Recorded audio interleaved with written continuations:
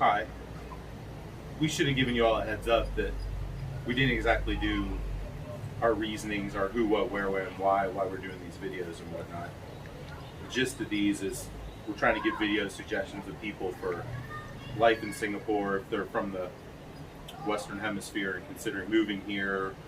If you're like me, if you're more familiar with North America, what are some of the differences and similarities and nuances? Because it's very different here. And even though I've been here 4 times before, I assumed that probably 70+% of people were super fluent in English here. And after being here for a month, I don't think that's the case. I mean, I can get by, and it's not a big issue. And I'm lucky. I'm blessed. All the road signs and all the signs everywhere is in English predominantly, but not everybody speaks it. You know, it can be an issue and whatnot.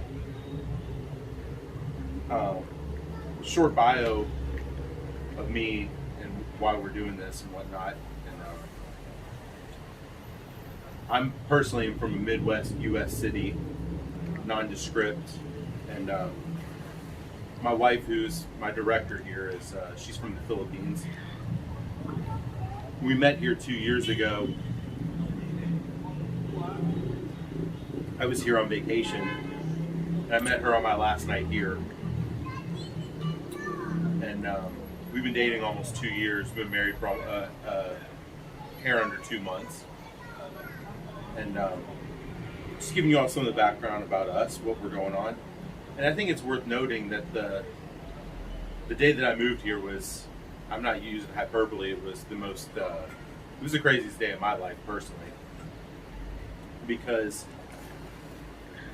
you get to get entry approval to even come here for the country to accept me to legally enter Singapore proper.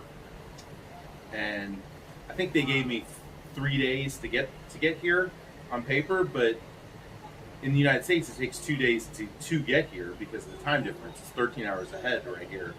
So my wife, I got approved that the day that I quit my job to come here, but my wife had already gotten approved to come to Singapore, and she'd already gone ahead of me, not knowing if I was approved to even come here because she had to make it back for work, and she'd already gotten pre-approved by the Singapore government to move back here. It's super confusing, but basically she was already admitted back here, and I was not. She was flying from Cincinnati. I was going to work in my hometown where I'm from. Her plane landed abruptly in St. Louis because of mechanical issues, and I was literally walking into work and clocking in, and she messaged me and says, she calls me, she says, hey, I'm having mechanical issues in St. Louis, but the good news is you just got approved to come to Singapore, but the bad news is you only have a couple days. I said, I don't think I can make it. She says, yeah, you can make it. I've checked out the plane flights. You've made it. You're going to make it, and you need to leave and go home. And she'd already packed my bags, helped me pack my bags the day before, so my luggage was already packed. So I had to quit my job on the spot. Didn't see anybody because I showed up late. And the reason why I showed up late was because that day I had to go to 3 different offices because the SIM card to try to change out for my phone didn't work. So it was a nightmare of effort proportions. So my wife let me borrow one of her phones, which is just unbelievable.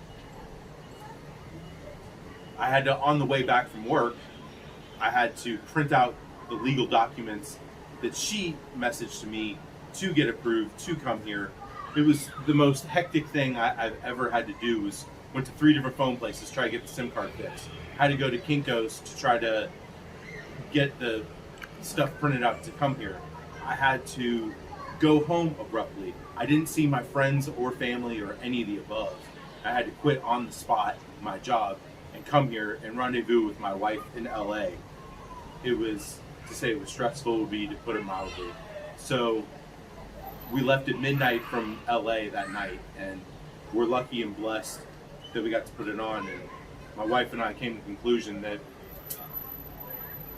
when faced with serious adversity, that no matter what roadblocks came through, that there was a will and a way for us to get here, and we're really lucky and blessed and special to be here. So just trying to give you all some sort of small background about us personally and what's going on here. And we'll send more videos that have more of a jovial note going on to them. But it was pretty crazy not seeing any friends or family, not knowing that day when I woke up that I was coming here to move permanently. And one more thing, it was super critical to move here at the same time because we had to quarantine the hotel that we showed you all in the first video together.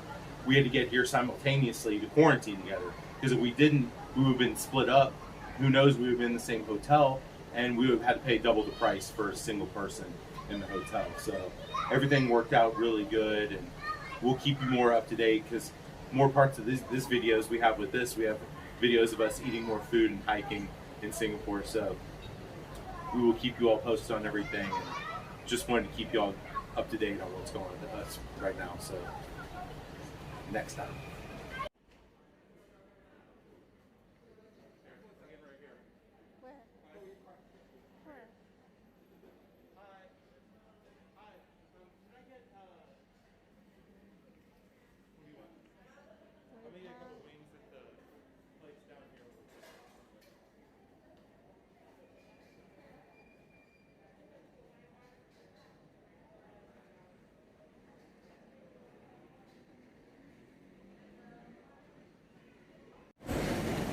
Hello.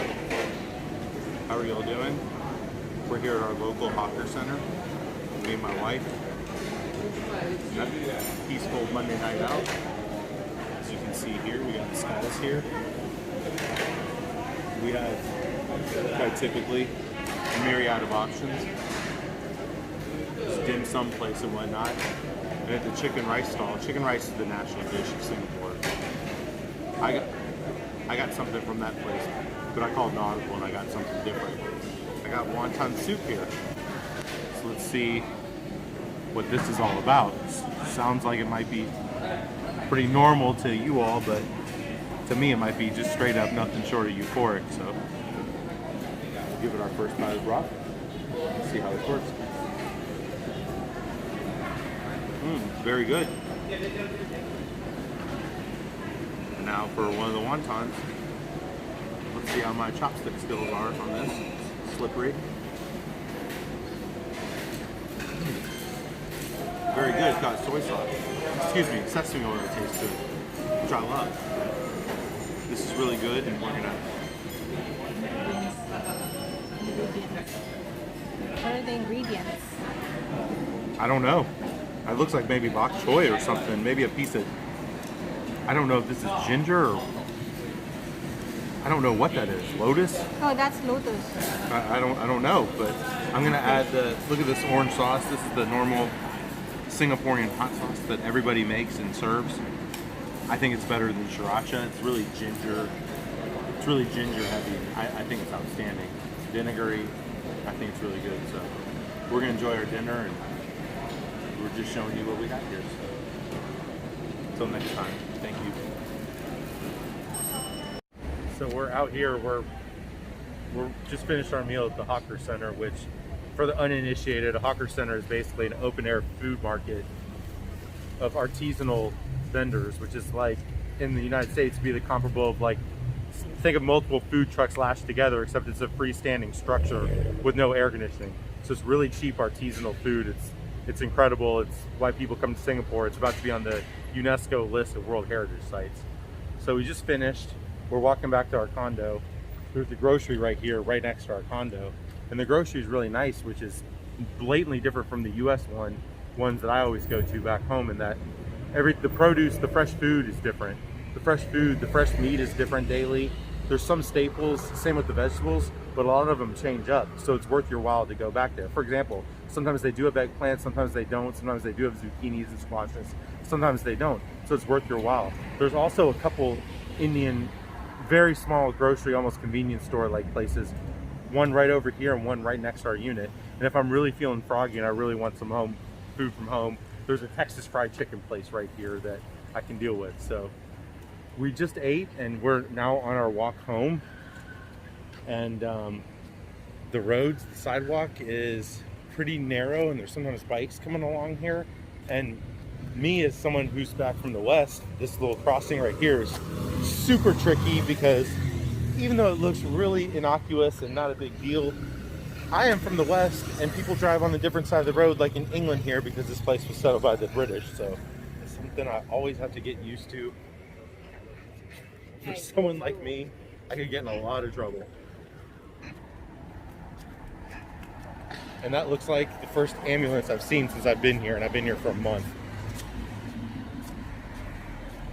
And this is our condo units up ahead on the left, which is noteworthy because on the left side, not on the side that we're on the left side there's a river walk, and it is like a city reservoir, and I have seen countless animals there already. I will send you videos of me going for my daily exercise walks over there, because every day there's adventure, and there's signs, don't feed this, don't feed that animals. And that's another thing you have to get used to in Singapore is, I know this is the safest country in the world,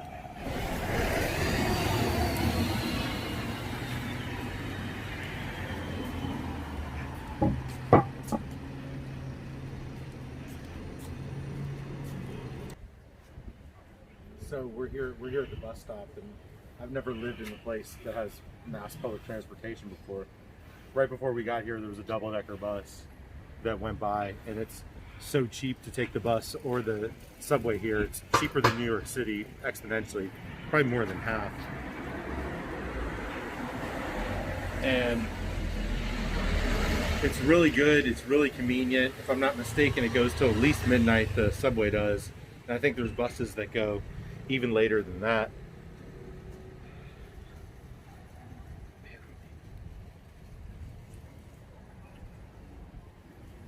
So people asked me back home, they said, how's the subway there? I said, the subway is so nice. They said, how's that? I said, subway here is so nice, it's so clean. I said, I could eat off the floor, and I'm not joking. So that's how it's pretty spectacular it is.